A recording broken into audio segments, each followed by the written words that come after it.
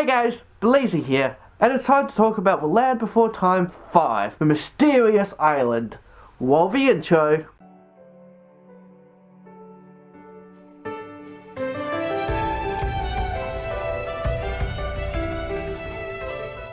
So this movie came out in 1997, and this one is the start of a new director who went on to make all the way to the 12th one. There was 14 of them, so not the last two. It also has mostly a new voice cast besides Petrie and Spike, at least they're the children characters anyway. And once again, shockingly, it starts off in narration, blah blah blah. You know what to expect at this point. And then the kids are fighting over who will get the last tree star, which ends up like with Grandpa shaking a tree and just giving them a bunch of tree stars, explaining there's plenty of food in the valley. But dun dun dun! Leaf gobblers, or flying bug swarm kind of thing, swarm in and eat the leaves from the valley, pretty much like within seconds, leaving the place a barren wasteland. Practically, anyway, that's pretty much how it ends up. It's like everyone just has no choice but to leave the Great Valley. That's their only option. Just everything is gone. So that's all quite sudden, and admittedly a poor excuse for this adventure. I'm sure it happens, but suddenly bam, no food, gotta go. They could have found a better way. I feel like it's like they're the plot swooping in and getting the movie going. But whatever, it's ancient times. Who knows what kind of monsters lurked around back then. So I will forgive it and move on. Which is exactly what the herd has to do. They have no choice but to leave the Great Valley in search of food. We do get a weird kind of animation here. I know, I'm picking at straws here, but it's the 5th movie. I'm expecting some kind of animation mess ups. But honestly, that's about it. I just wanted to mention it at least. It's just weird that I pointed out a few in the original. That's like, which is like a 10 out of 10 movie, but I haven't really spotted any animation goofs all the way to the 5th movie, so yeah, it's just a bit odd to me.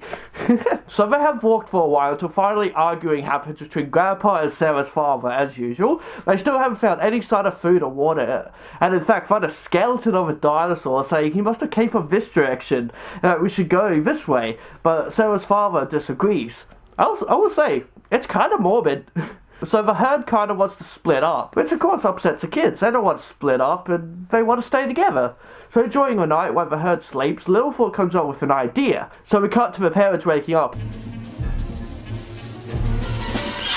And then we see the kids are like stomping around as they walk to make tracks. So the parents at least know where they're going, which is a neat idea. And basically they're just looking for food so they don't have to split. Eventually come across an ocean which they had never seen so much water before and jump into it hoping to get a good drink. But ocean, it sucks, trust me.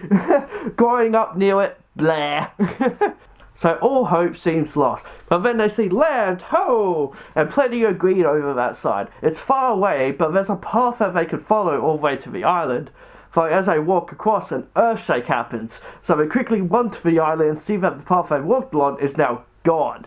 So they're kind of stuck there. Their parents even find their footprints at the beach, but don't seem to send out flies to check out the island full of green. The kids maybe found a way to get to, yeah, sure.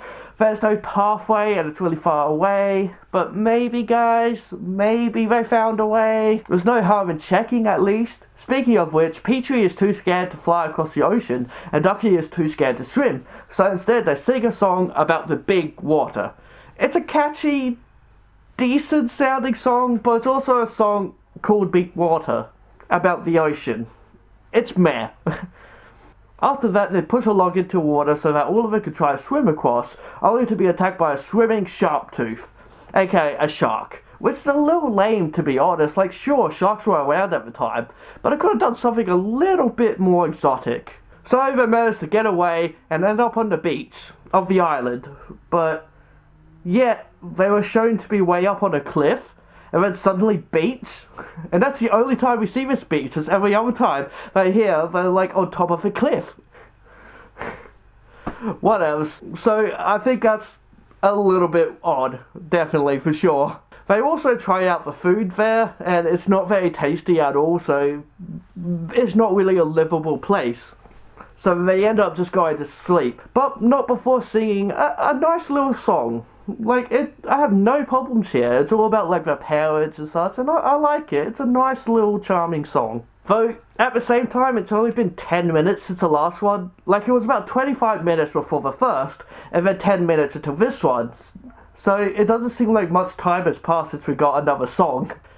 Anyway, though, so they end up going to sleep not knowing what to do, and wake up to a shark tooth about to attack. But, turns out, it's Chomper! Chomper's back! Yay! He lives on the island with his mom and dad, and he's all grown up. Kinda.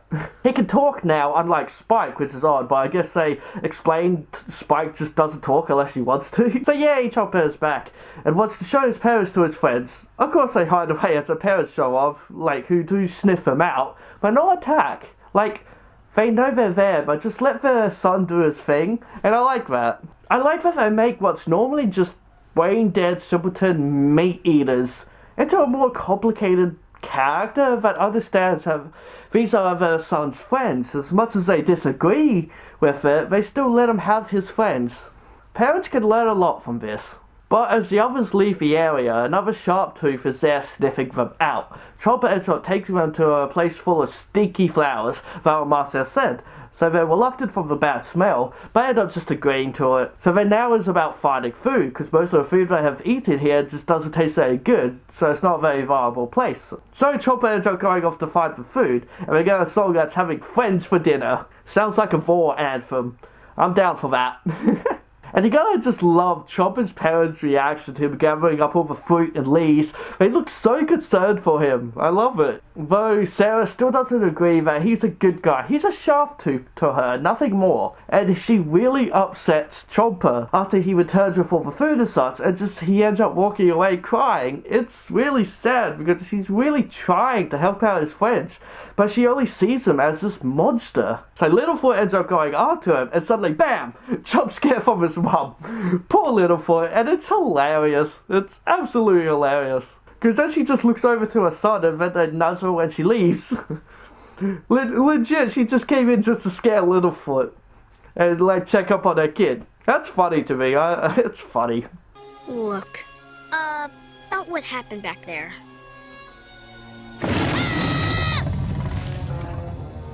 Littlefoot even asks, like, what did she say? And it's just Chomper's like, she said not to play with your food. And we just laugh it off.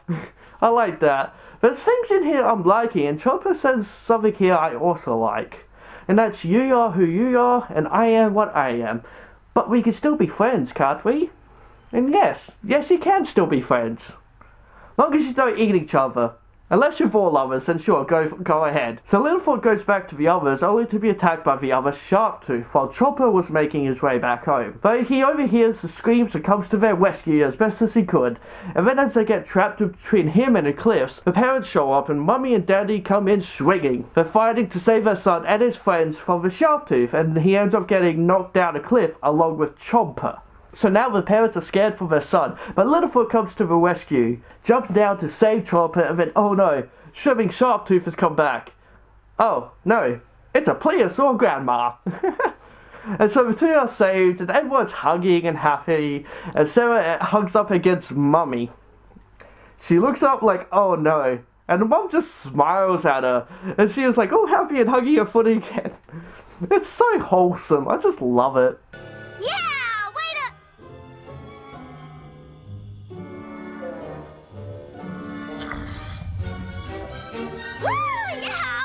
It brings a smile to my face just every time I see it.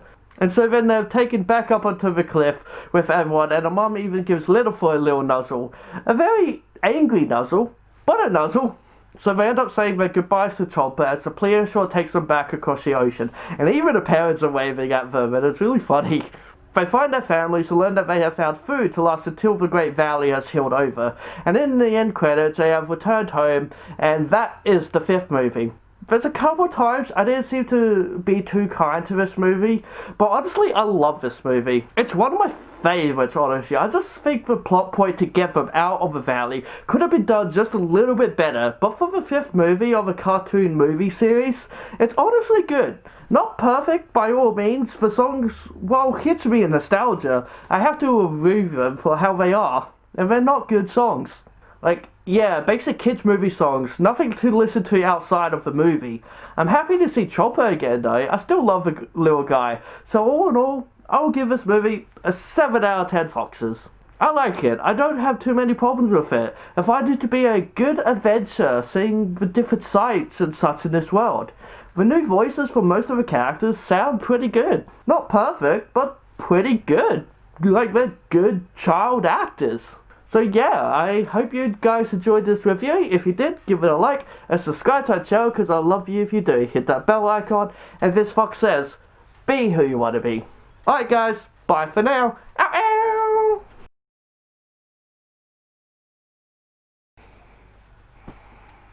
Hey guys, Blazie here, and it's time to talk about The Land Before Time 5. So all hope seems lost, but then they see land, ho, and plenty of green, it's far away. But then a path they follow all the way to the island, though, is a blah blah blah blah blah blah blah. Stitch. And you gotta just love Chopper's parents' reactions to him gathering up all the fruit and leaves. It looks so good so there. They're fighting to save his son. They're fighting to save their son and his friends from the shark tooth. And they're fighting to save their friends and his. They're fighting to save their son and his friends. Why can't I do this line? They're fighting to save their son and their. So they say their goodbyes to Chopper as the plesiosaur takes them back across the ocean, and even the parents wave at them. They find their families and learn that they have found food, so until we're